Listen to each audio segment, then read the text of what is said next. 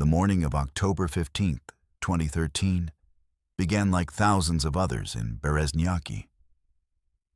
Vladimir Petrovich Kostin tightened the belt of his work pants and checked the mirrors of his old minibus. He had been driving children along this route for 20 years. Not a single accident, not a single scratch on his record. Maria Ivanovna Sokolova adjusted her glasses and checked the list again. 10 names of 6th graders who were supposed to go on a field trip to the local history museum. A routine 40-kilometer trip along a familiar road. What could possibly go wrong? Dima Kotov forgot his spare shoes at home and went back to get them.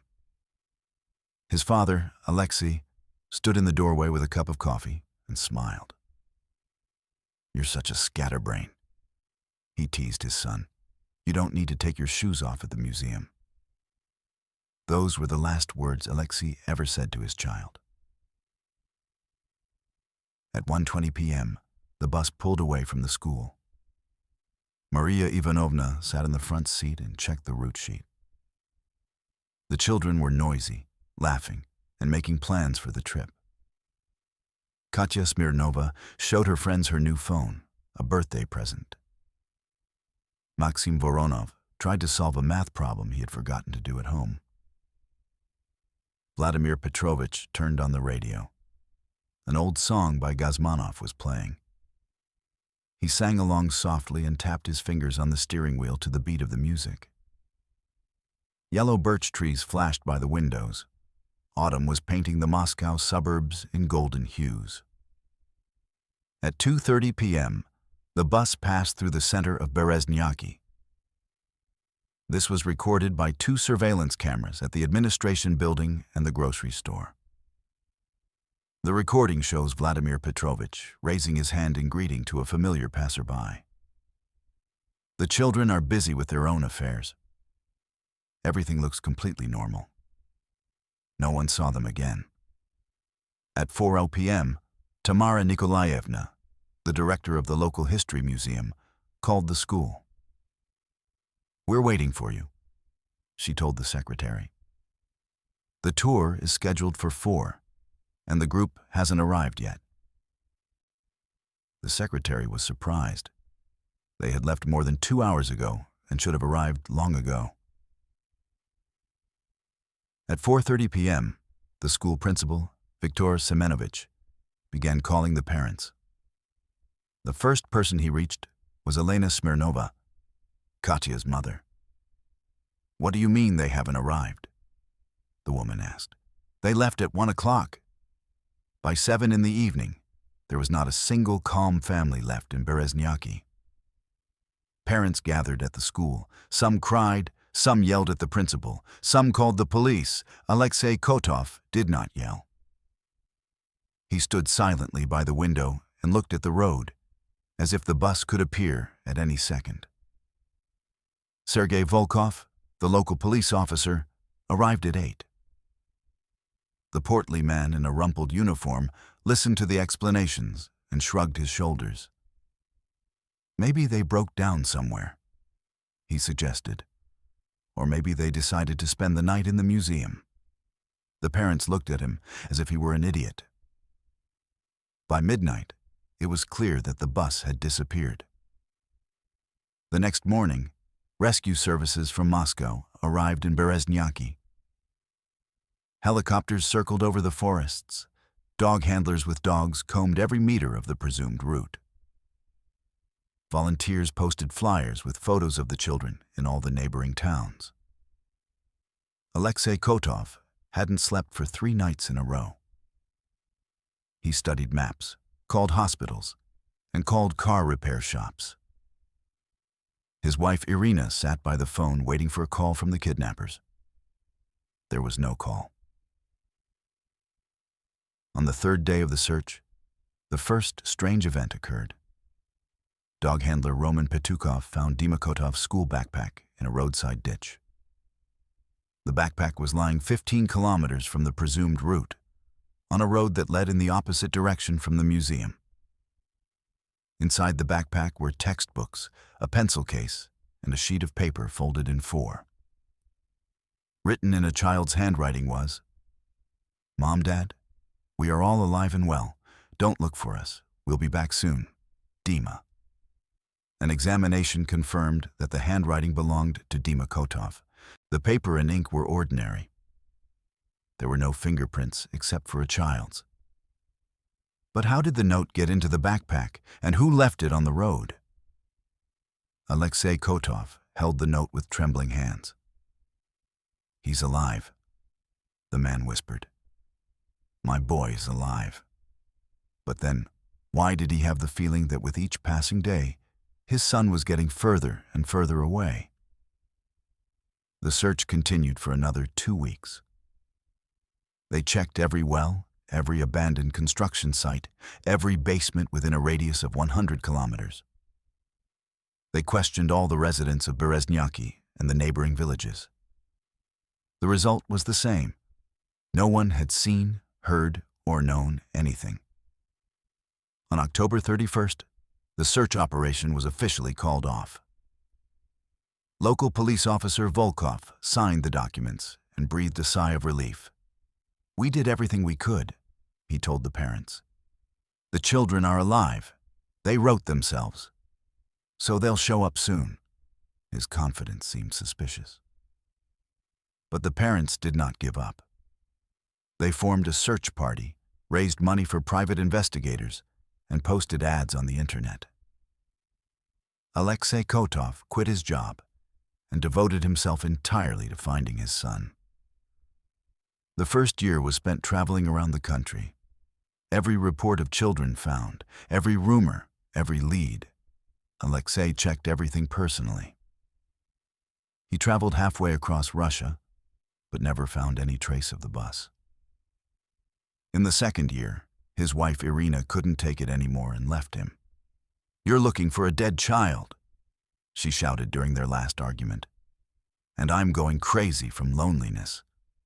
Alexei was left alone in an empty apartment with photos of his son on every wall. By the third year, the search had become his profession. Alexei obtained a private detective license and opened an agency called Search. He helped other parents find their missing children, but he never found his son.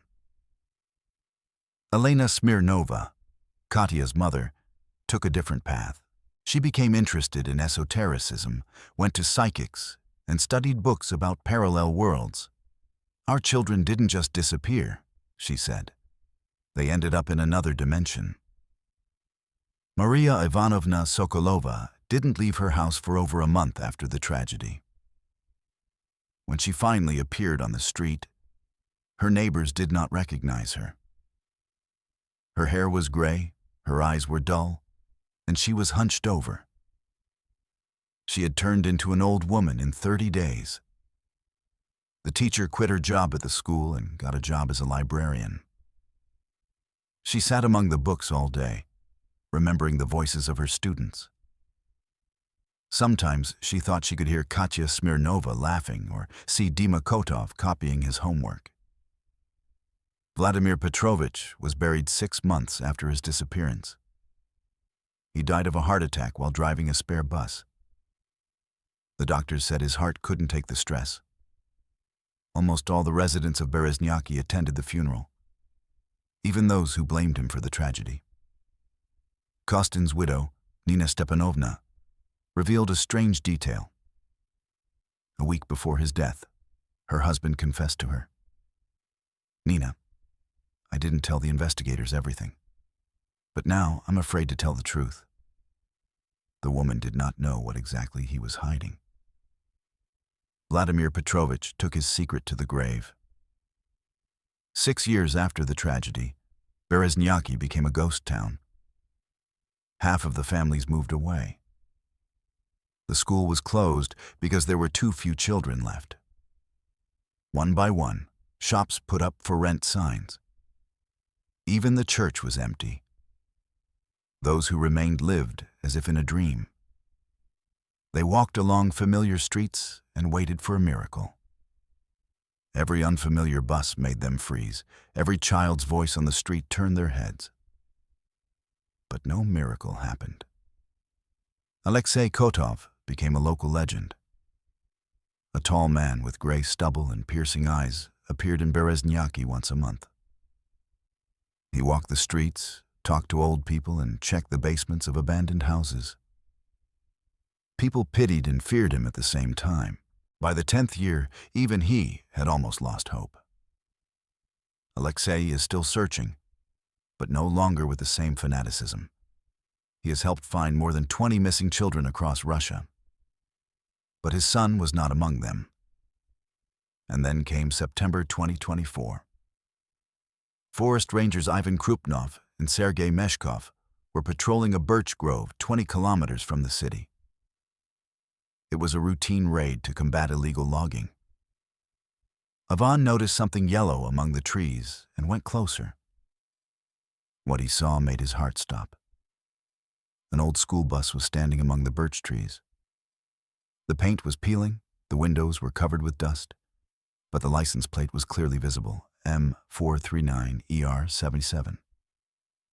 It was the same bus that had disappeared 11 years ago. Ivan took out his phone with trembling hands and dialed the police. "This is Krupnov, the forest ranger," he said to the dispatcher.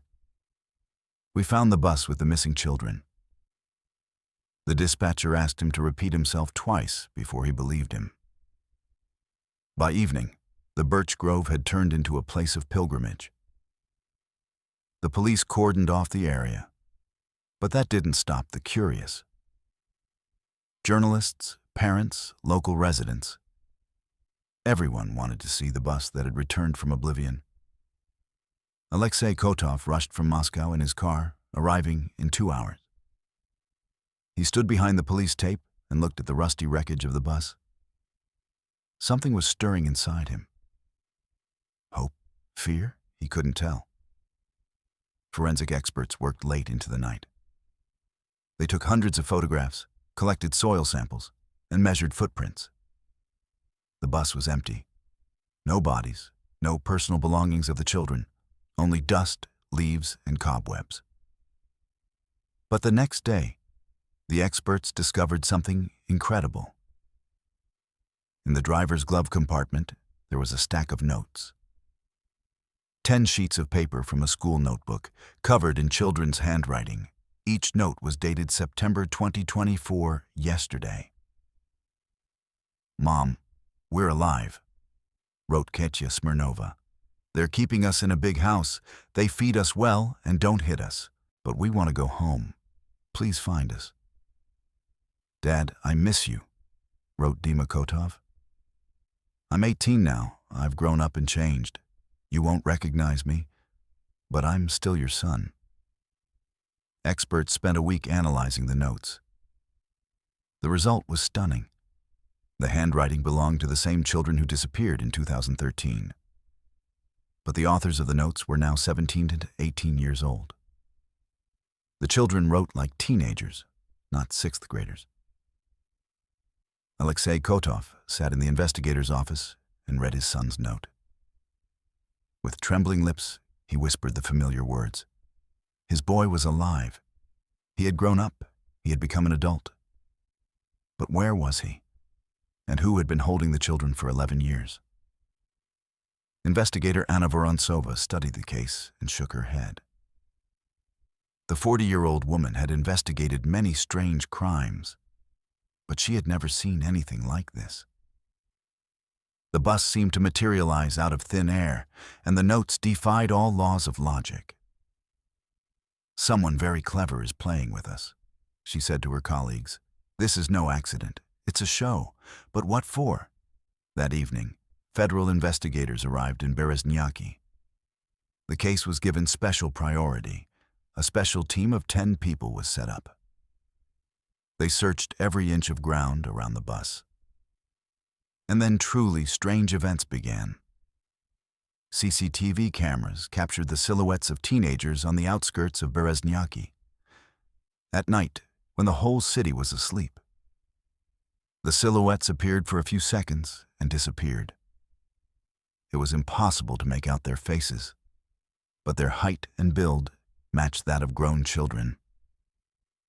In the morning, another note was found on a bench at the bus stop. "We are nearby," it said, "but we cannot show ourselves. They are forcing us to remain silent. Please help us." Alexei Kotov could no longer sleep. He patrolled the streets of Bereznyaki every night, hoping to see his son. Sometimes he thought he heard a familiar voice. But when he turned around, there was no one there. Elena Smirnova insisted to everyone that she could feel her daughter's presence. "Katya is nearby," the woman said. "I can feel it in my mother's heart. She's trying to get in touch with me." For the first time in 11 years, Maria Ivanovna left her house and came to the place where the bus had been found. She stood behind the police tape and cried. "Forgive me, children," whispered the teacher. "I should have protected you." But the most shocking discovery was yet to come.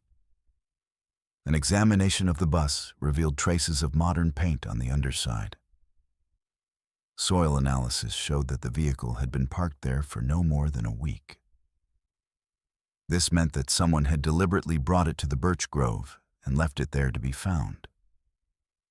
Investigator Vorontsova understood that they were being led astray. Someone wanted the bus to be found right now, right here. But why? And what had happened to the real children? The answer to these questions turned out to be more terrifying than even the darkest assumptions. But no one yet knew what price would have to be paid for the truth. 11 years later, the mystery of Bereznyakov was finally beginning to unravel. But every new fact raised even more questions. Who could have kidnapped 10 children and hidden them for so long? Why was this elaborate bus stunt necessary? And most importantly, where were the children now? The answer will shock you. Part 2. The trail leads to the past. On the morning of October 2nd, 1924, investigator Anna Vorontsova received a call that changed the course of the investigation. The caller was a pensioner from Bereznyakov, Ivan Zakharovich Pletnev, a former locksmith for the local Housing and Utilities Department. "I know who could have planted the bus," the old man said in a trembling voice. "But I'm afraid to talk. These people are dangerous." Anna rushed to Pletnev's house within an hour. The 70-year-old man lived in a dilapidated house on the outskirts of the city.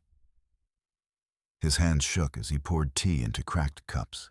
"On the night the children disappeared, I was working in the boiler room," Ivan Zakharovich began. "I was on duty until morning.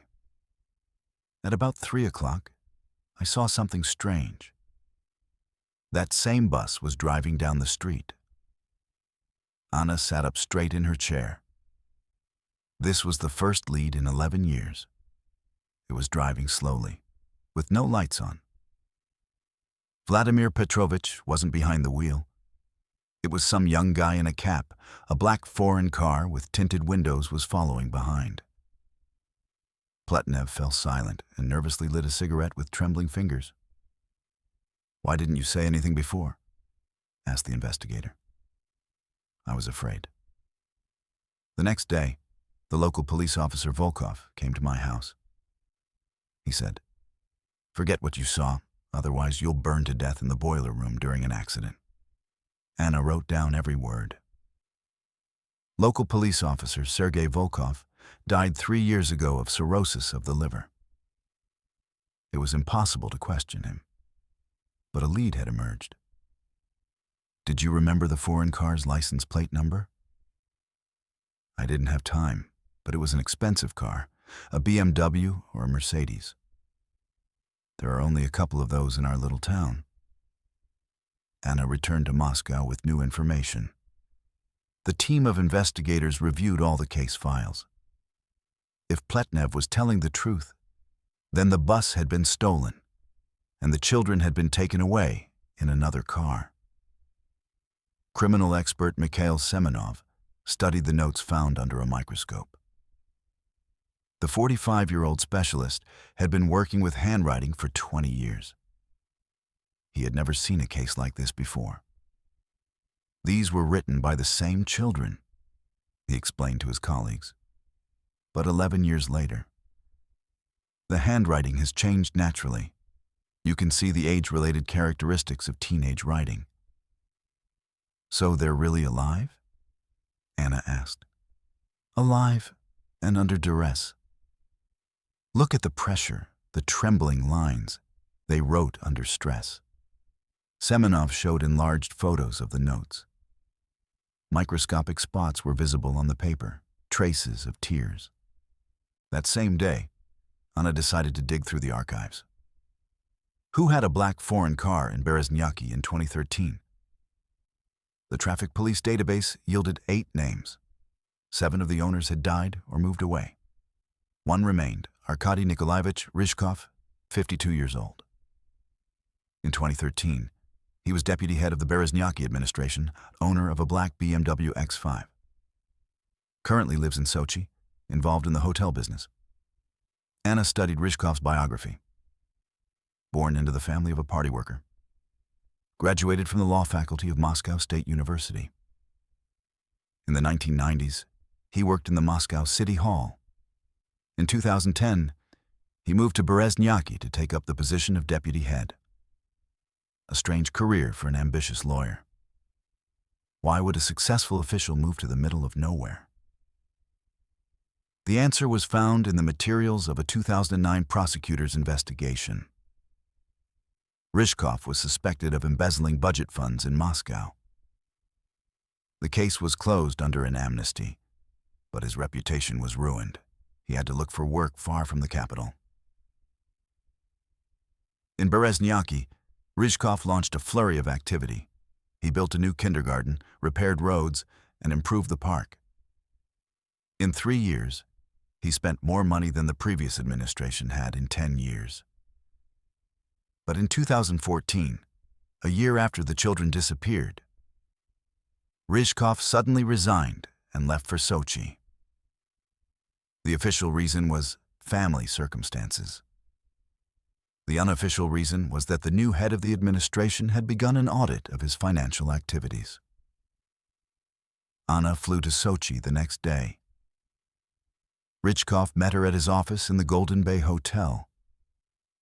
He was an imposing man in an expensive suit, with gray hair slicked back and piercing gray eyes. Of course, I remember this tragedy, he said after greeting her. It's a terrible story. I personally participated in the search for the children. Did you have a black BMW in 2013? Yes. Why? Ryzhkov's expression did not change, but his fingers tensed slightly. A witness saw your car near the missing bus on the night of the disappearance. That's impossible. I was at home with my family that night. Anna took out a photo of Pletnev. Do you know this man? Ryzhkov looked at the photo and grimaced. He's a local drunk. No one will believe his testimony. He hasn't had a drink in 5 years. There was an awkward pause. Ryzhkov stood up and walked over to the window. Investigator, do you realize that you're stirring up some very dangerous matters? Not all secrets should be revealed. Is that a threat? Advice. Anna realized she had hit the nail on the head. Ryzhkov knew more than he was saying, but there wasn't enough evidence to press charges yet. Back in Moscow, she ordered a check of all of Ryzhkov's financial transactions from 2010 to 2014. Bank transfers, real estate purchases, account movements. The results exceeded expectations. During his 4 years in Bereznyaki, Ryzhkov had transferred more than 50 million rubles to his accounts. The money came from construction companies that received municipal contracts. But the most interesting discovery was made by analyst Dmitry Krasnov.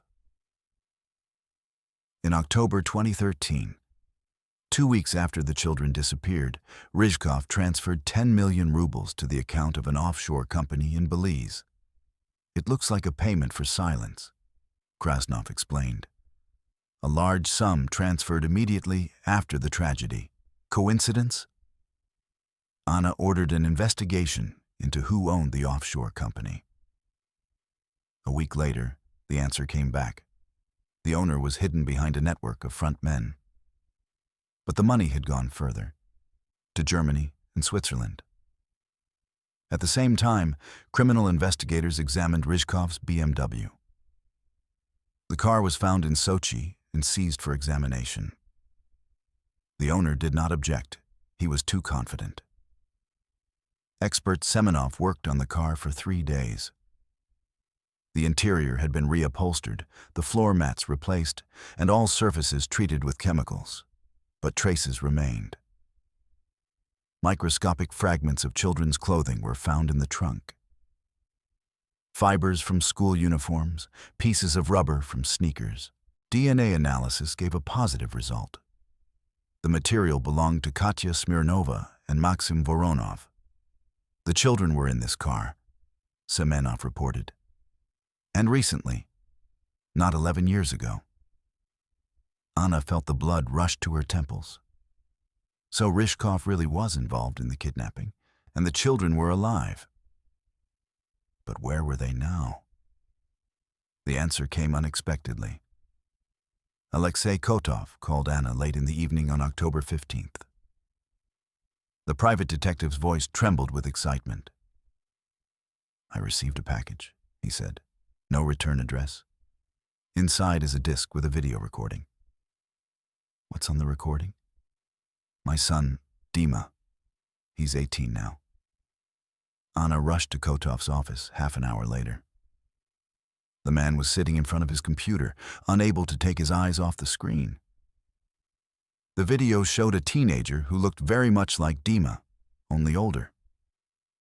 "Dad," said the young man on the recording, "if you're watching this, it means it's time. We're alive. All 10 of us. We were kept in a special place. They fed us, taught us, and raised us, but it was a prison." Dima looked healthy, but there was pain in his eyes. "We can't say where we are. We're being watched. But soon, it will all be over. We'll find our way home ourselves." The video lasted 3 minutes. At the end, Dima showed a piece of paper with the words, "Keep the recordings. They will prove the truth." Alexei cried as he looked at his grown-up son. 11 years of waiting, and now the first real contact. Dima was alive, grown up, a man. Anna took the disc for examination. Technical experts studied every frame. The conclusion was clear. The video had been filmed recently, there was no editing, and the voice belonged to Dima Kotov. In the background of the recording, fragments of a room were visible. Brick walls, tall windows, modern furniture. It looked like a country house or a sanatorium. It was not possible to determine the geolocation. But an architectural expert suggested that the building was constructed during the Soviet era and had been recently renovated. On the same day, 4 more parents received parcels. Elena Smirnova cried as she looked at her grown-up daughter. Katya had become a beautiful girl with long hair and sad eyes.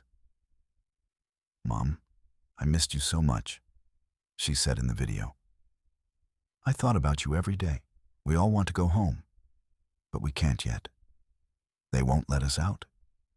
All the messages were similar. The children had grown up, but they were still prisoners. Someone had kept them in an unknown location for 11 years, and that someone was connected to Ryzhkov. Anna summoned the former official for questioning.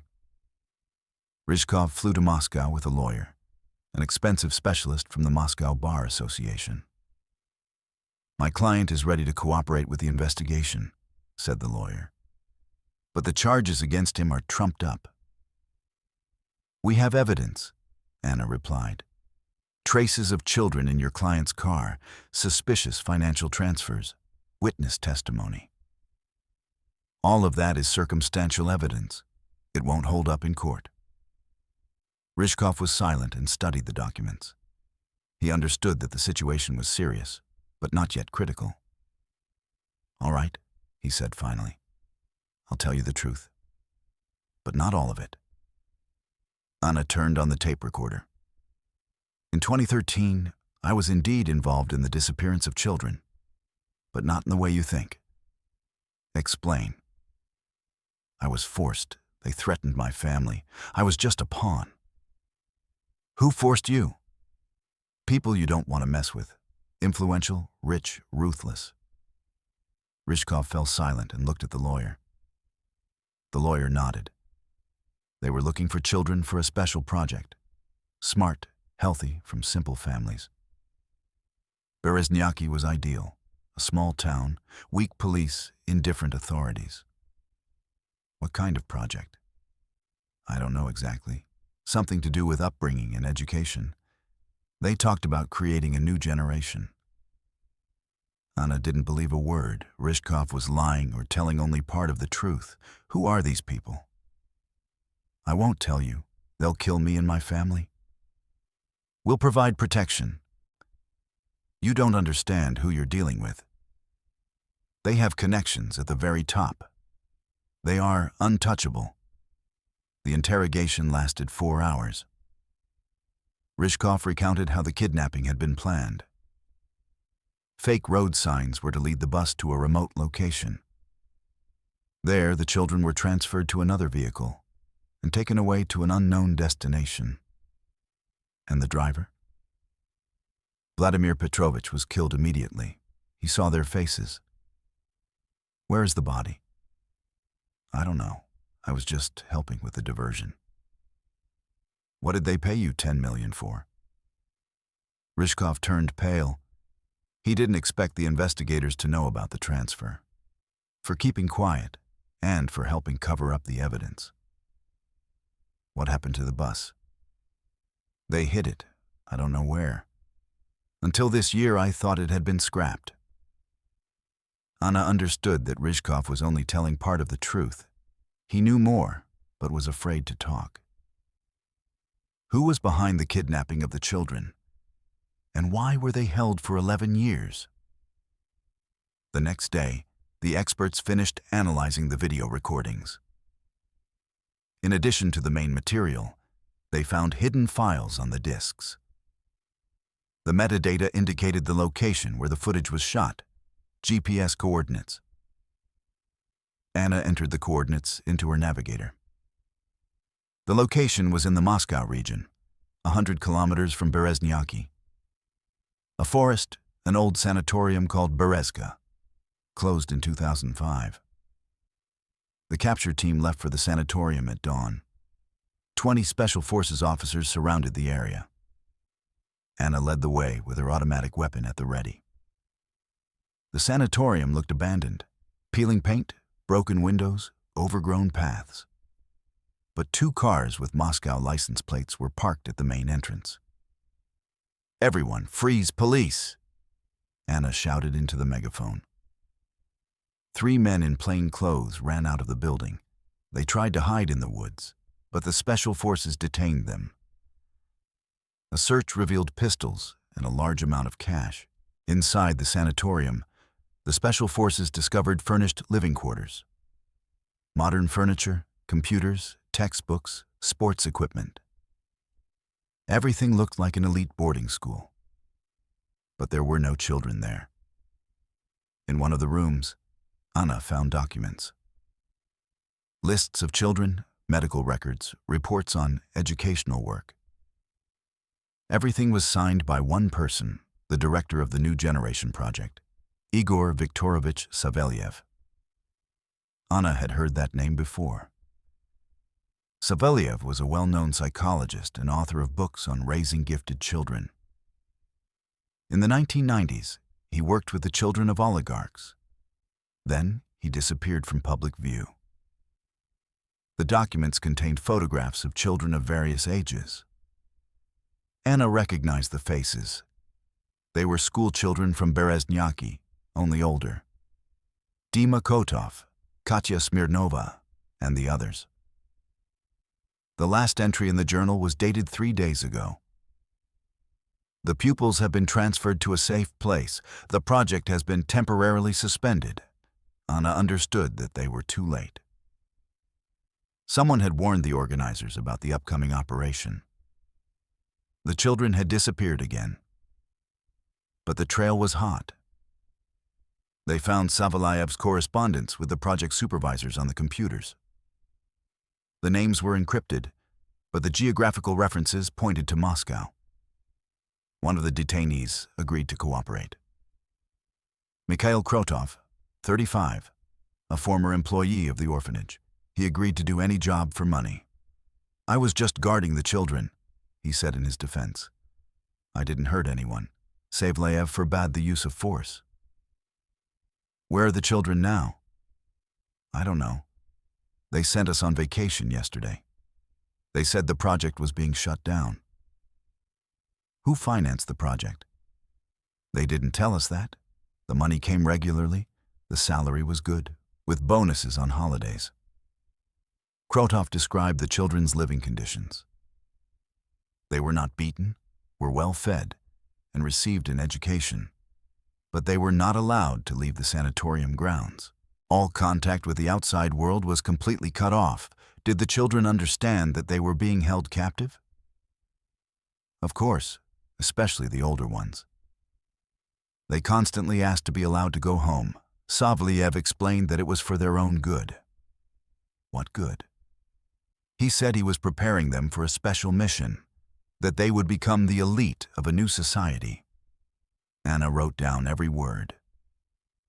The New Generation project turned out to be a large-scale experiment on children. But who was behind it? The answer was found in Savlayev's office in Moscow. The psychologist rented an office in a business center on Tverskaya Street. A search yielded a wealth of material. In the safe were contracts with the charity fund, Future of Russia. The fund transferred 1 million rubles to Savlayev's accounts every month. The documents did not specify what for. The founder of the fund was listed as a certain Alexander Petrovich Morozov. Upon investigation, it turned out that this was a fictitious person. The real owner was hiding behind a chain of front companies. But one document revealed the truth. Savlayev's correspondence with a person who signed with the initials ANR. The handwriting was identified by experts as belonging to Arkady Nikolaevich Ryzhkov. The project must be completed in 2024. Ryzhkov wrote, "The pupils are ready for the next stage. We are beginning the operation to integrate them into society." "Integration is difficult," Savlayev replied. "The children remember the past. Their memories need to be adjusted. Use any methods. Time is running out." Anna read the correspondence and was horrified. The children had lived in captivity for 11 years. They had been raised like laboratory animals. And now there were plans to integrate them into society, possibly with altered memories. But the most terrifying discovery awaited her in the last letters. "The parents have begun to actively investigate," Ryzhkov wrote in September 2024. "We need to distract them. I suggest an operation with a bus." "I agree," replied Savlayev. "The children will write notes under duress. This will give us time for a final decision." "What decision?" wrote Ryzhkov. "There must be no witnesses left." Anna froze. Final decision meant murdering the children. The whole charade with the found bus and the notes was a diversion.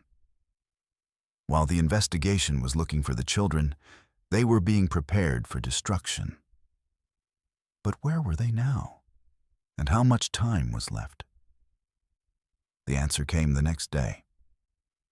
Alexei Kotov called Anna in the morning and told her that he had received a text message from an unknown number. "Chemical Equipment Factory, Podolsk, Workshop number 7. Come alone if you want to see your son alive." Anna knew it was a trap, but there was no other way to find the children. She gathered a rescue team and drove to Podolsk. The abandoned factory stood on the outskirts of the city, a huge area, dozens of workshops, rusty pipes, the perfect place for a crime. Special forces surrounded the perimeter. Anna and 3 fighters entered workshop number 7. It was dark and damp inside, water dripped and metal structures creaked. A dim light burned in the back of the workshop. Anna approached it with her weapon at the ready. Around the corner, she saw a scene that made her heart stop. 10 people stood in the center of the workshop. They were young men, 17 or 18 years old, bound and gagged. They were children from Bereznyaki, grown up and tortured. Next to them stood Igor Savelyev, a tall man of about 60, with gray hair and cold eyes. He was holding a pistol. "Welcome, Investigator Vorontsova," he said calmly. "You're exactly 11 years too late." Anna pointed her gun at the psychologist. "Hands up, you're under arrest." "I'm afraid not." Savelyev smiled. "I have something you value. All you have are threats." He nodded toward the children. Among them, Anna recognized Dima Kotov. The young man looked at her with pleading eyes. "What do you want?" asked the investigator. "Justice," replied Savelyev. These children were supposed to be the future of Russia, the elite of a new generation. But you ruined everything. You kidnapped innocent children. I saved them from a dull life in a provincial town. I gave them an education, upbringing, prospects. They should be grateful. Anna could see that the man had lost his mind. 11 years of criminal activity had driven him mad. Let the children go. They're not guilty of anything. They know too much. They can't live with that knowledge. Savelyev raised his gun and pointed it at the bound teenagers. Anna realized that he was really ready to kill them. "Wait," she cried. "Explain why you did this. What was the purpose of the project?" Savelyev froze for a second. He wanted to tell her about his great cause. "Russia is degenerating," he began. "Ordinary people have children and raise them like cattle. The elite buy education abroad. We needed to create a real elite from ordinary but talented children. And you decided to steal them? I decided to save them, to give them what they would never get in their families. The best education, upbringing, training to run the country." Anna understood that she was dealing with a fanatic. He sincerely believed in the righteousness of his actions. Who financed the project? People who care about Russia's future, influential, wealthy, far-sighted. Ryzhkov? Ryzhkov is a small fry, just another corrupt official who was used. Then who? Savelyev smiled and shook his head. "You'll never know, because today, it all ends here." He raised the gun again. Anna realized she couldn't hesitate. She shot the psychologist in the shoulder. The man fell, dropping his weapon. Special forces stormed into the workshop. The children were quickly freed from their bonds. Dima Kotov fell to his knees and cried. 11 years of hell were over. Savelyev was taken to the hospital under guard. His wound was not serious. A week later, he was able to give testimony. The children were in shock. They were placed in a special clinic for rehabilitation. Their parents kept vigil at their bedsides around the clock. Alexei Kotov did not leave his son's side for a minute. But the joy of reunion was overshadowed by terrible details. The children told of their years in captivity. They were well-fed and educated. But they remained prisoners, deprived of their freedom and their families. Savelyev prepared them as the elite of the future. They studied foreign languages, economics, political science, and psychology. They were taught how to manage people and make decisions. But most importantly, They were instilled with contempt for the common people. He said that our parents were losers, said Katya Smirnova, that we had to be better than them, to rule over them. Maxim Voronov added, in the last few months, he became angry. He said that the project had failed, that we would soon be released. But we had to keep quiet. Anna understood that the children were traumatized for life. Years of psychological treatment would not leave them unscathed. They would need long-term care. But the main mystery remained unsolved. Who was behind the New Generation project? Savelyev refused to name the people who had commissioned it. Ryzhkov claimed he did not know their identities. The financial flows led to a dead end. The money came through a chain of front companies and offshore companies. It was impossible to identify the real owners. Anna studied all the clues. Savelyev's correspondence contained hints about a Moscow committee and a group of patriots. But there were no specific names. The breakthrough came by accident. During a search of Savelyev's office, a forgotten flash drive was found in a hiding place behind a bookcase. It contained video recordings of meetings of the project organizers. Anna watched the recordings and froze. The people sitting at the table were people she knew from television. Well-known politicians, businessmen, public figures, respectable citizens discussing the kidnapping of children as a noble cause. But the most shocking thing was something else. Among the participants in the meeting, Anna recognized her immediate superior, the head of the investigative department, Oleg Viktorovich Semin. Now it was clear who had leaked information to the organizers, who had warned them about the operation at the sanatorium, who had been obstructing the investigation all these years. Anna sat in her office and thought about what to do next. If Semena was involved in the crime, the case could be closed. The video recordings would disappear, the witnesses would remain silent, and the real culprits would go unpunished. But the children were saved. 11 years of hell were over. Dima Kotov hugged his father. Katya Smirnova cried in her mother's arms. The others were reunited with their families. The truth has been partially revealed. But why did influential people decide to kidnap children? What was the real purpose of the New Generation project? And who else is involved in this crime? The truth turned out to be worse than the darkest assumptions. Part 3. The Price of Truth. On the morning of November 3, 2024, investigator Anna Vorontsova sat in her office studying the videos from Savelyev's flash drive. The faces of people known throughout the country flashed across the computer screen. Deputies, ministers, oligarchs, TV presenters. They all calmly discussed the kidnapping of children as a business project. The most shocking was the voice of her immediate superior, Oleg Semin. The operation in Bereznyaki was a success. The material obtained is of high quality. We can move on to the next stage. Anna understood that she was holding a bomb in her hands. These recordings could destroy the careers of dozens of influential people. But who would believe her? And who would allow her to see the case through to the end? There was a knock at the door.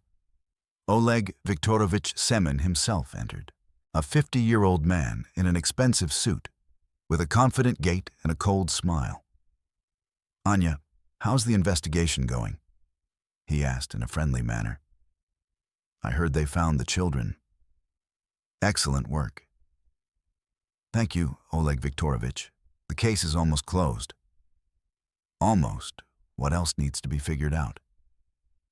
Anna looked into the eyes of the man who had hidden the truth about the kidnapped children for 11 years, who had leaked information to the criminals, who was now standing in front of her and pretending he was innocent.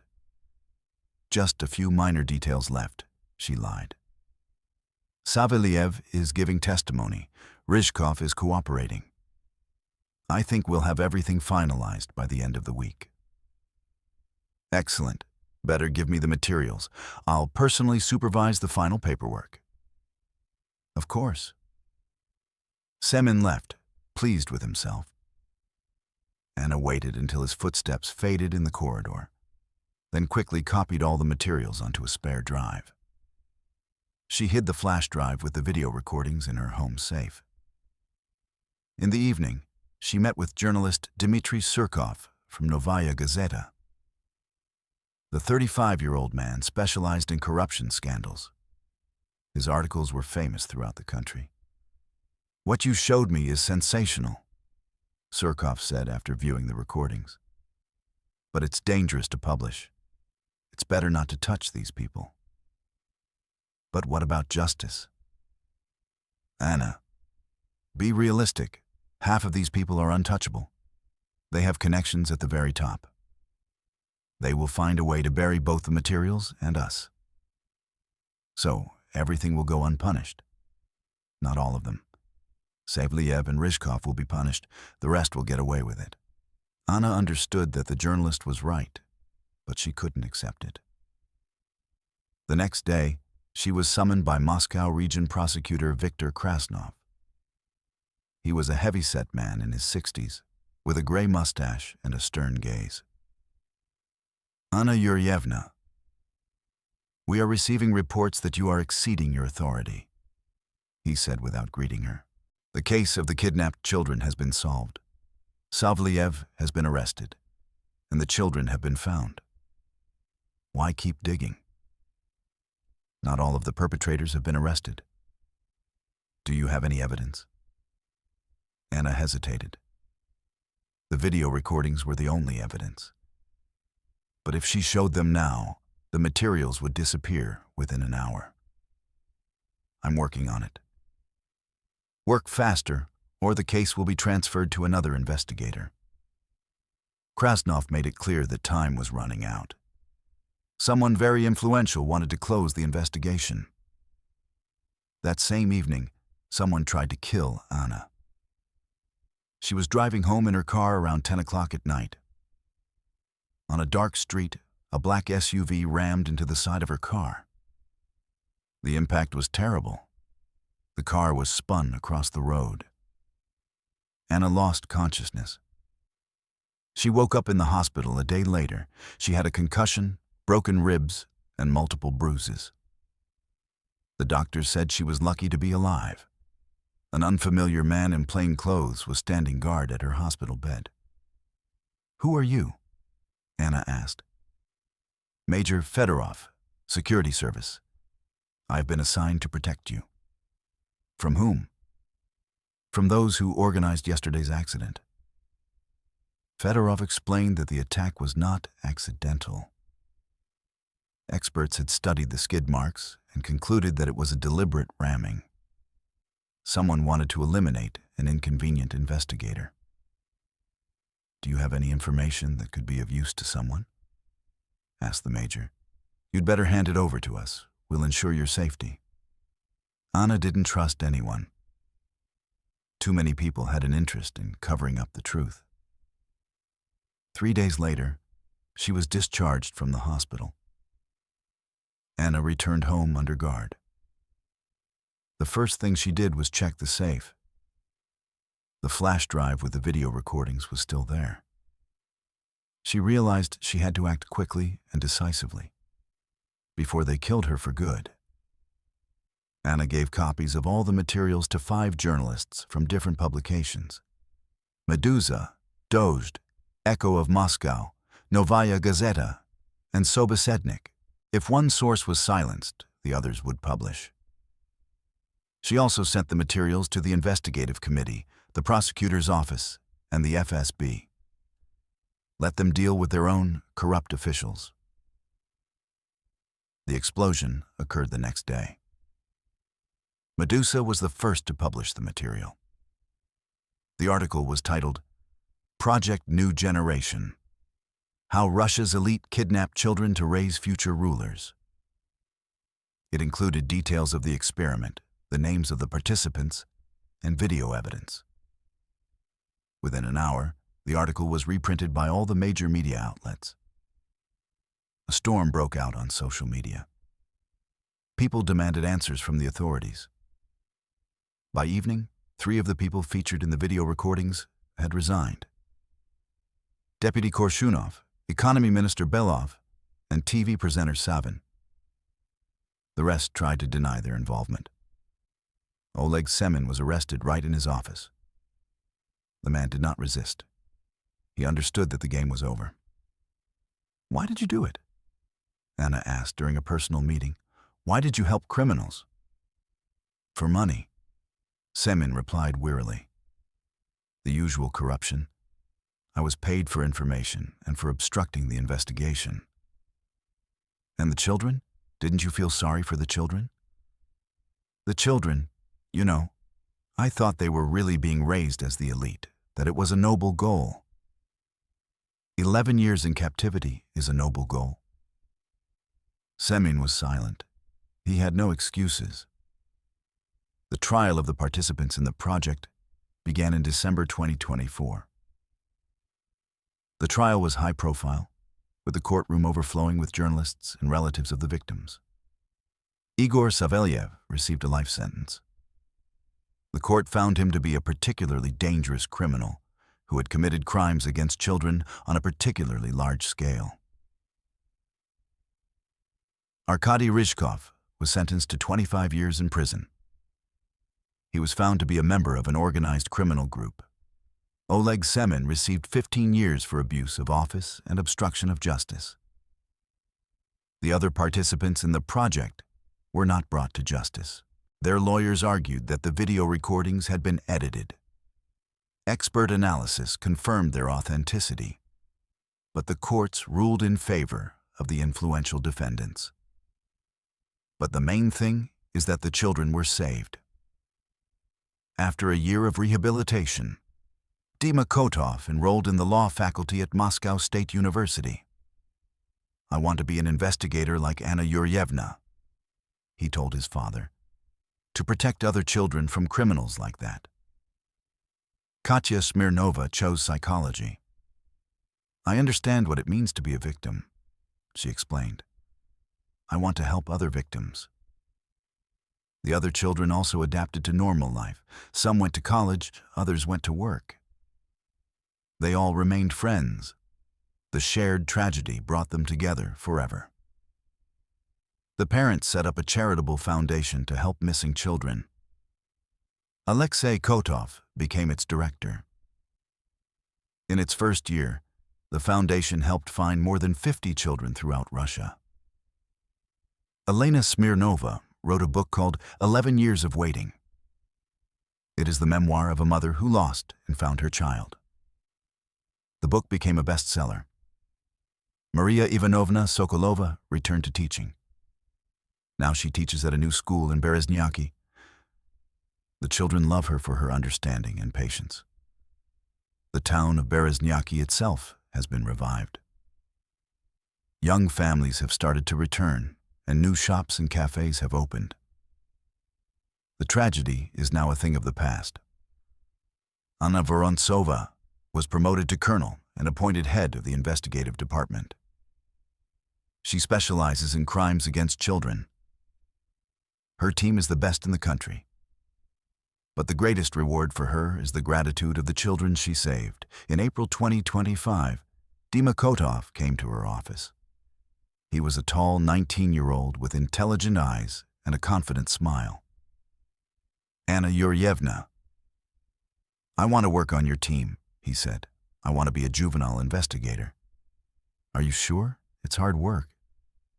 "I'm sure. I know what it means to be a defenseless child.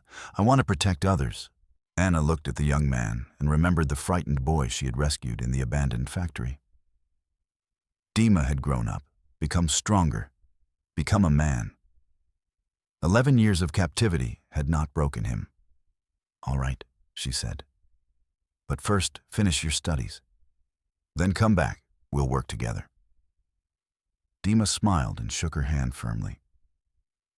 That same day, Anna received a letter from the grateful father. Alexei Kotov wrote, "Dear Anna Yurievna, today my son said he wants to be an investigator like you. I am proud of his choice.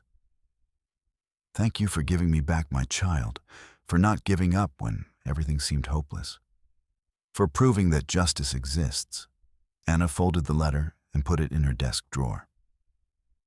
Next to it were photos of the 10 children she had saved: Dima, Katya, Maxim, and the others, all alive, healthy, and happy.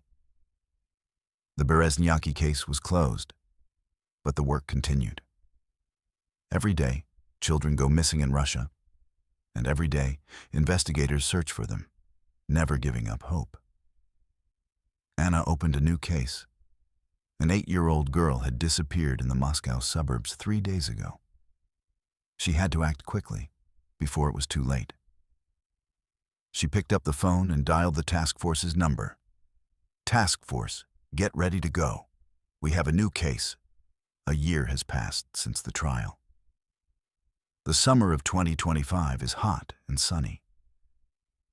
In Bereznyaki, a memorial complex called Memory of Childhood has been built on the site of an old school. 10 white stones bear the names of the kidnapped children. Next to them is an inscription: "Never give up. Justice will prevail."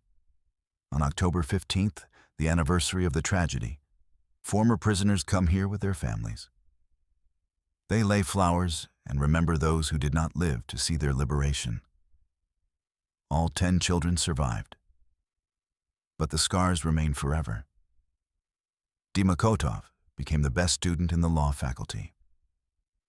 2 years later, he will come to work for Anna Vorontsova to protect children from the same criminals.